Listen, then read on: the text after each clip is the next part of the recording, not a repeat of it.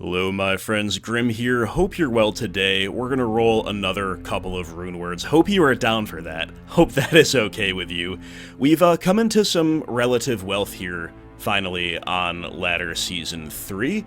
I found Omen Vex in the last couple days of playing, which were by far my two biggest rune drops thus far in this season, and we also found a very cool item that we were able to sell for bear, and I won't spoil more about that because it actually happened while I was recording gameplay footage for an upcoming video, so that's kind of hype in more ways than one. But enough burying the lead, let's power up our zealot yet further.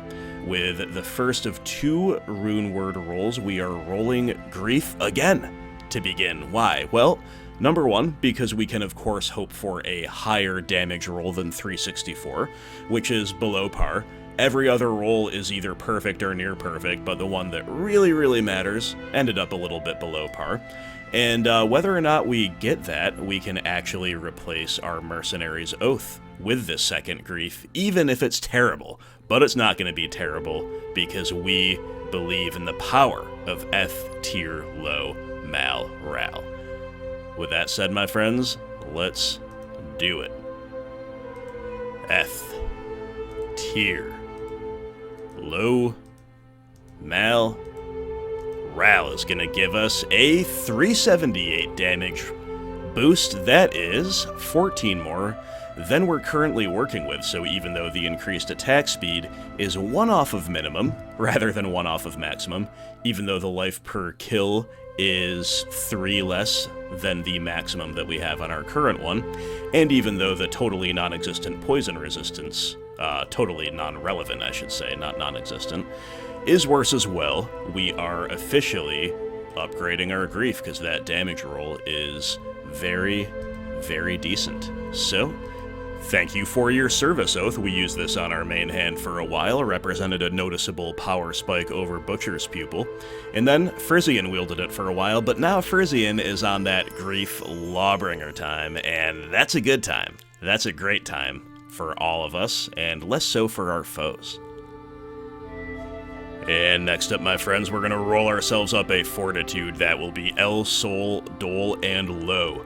Before we do, just a brief bit of commentary on it. You will most often see Fortitude for a non-mercenary melee character rolled in an Archon Plate because that represents the best defense you can get while remaining light armor, so there's no movement speed or stamina drain penalty, and also for a nice low strength requirement. So why are we using Balrog Skin? The answer is simple.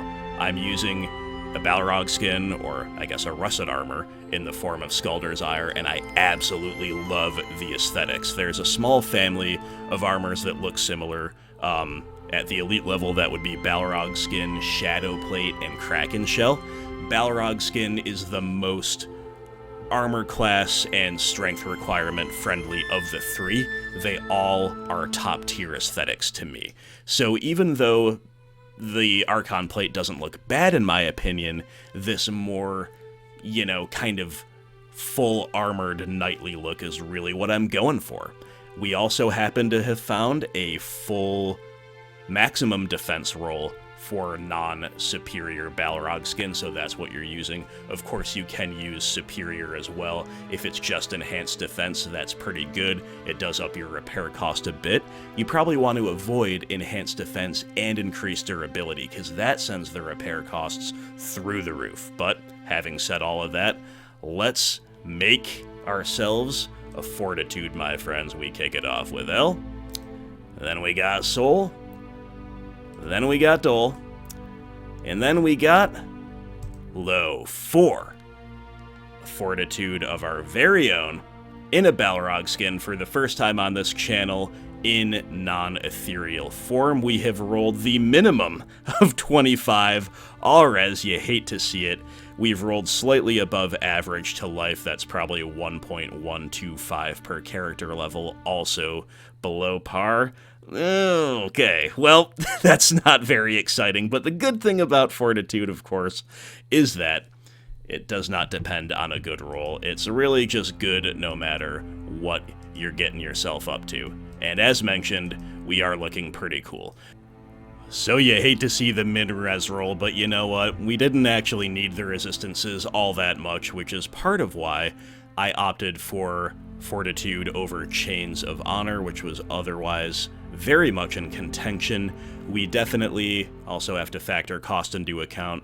We can basically have made the Grief that we just rolled, the Fortitude that we just rolled, the bases easily acquired, and still have a low plus left over, all for the cost of just the bear that would go into the Chains of Honor. So, with that said, Fortitude is probably the wise but slightly boring choice, and nevertheless I am excited to see my damage go through the roof in conjunction with the 300% enhanced damage on Fortitude plus a better Grief.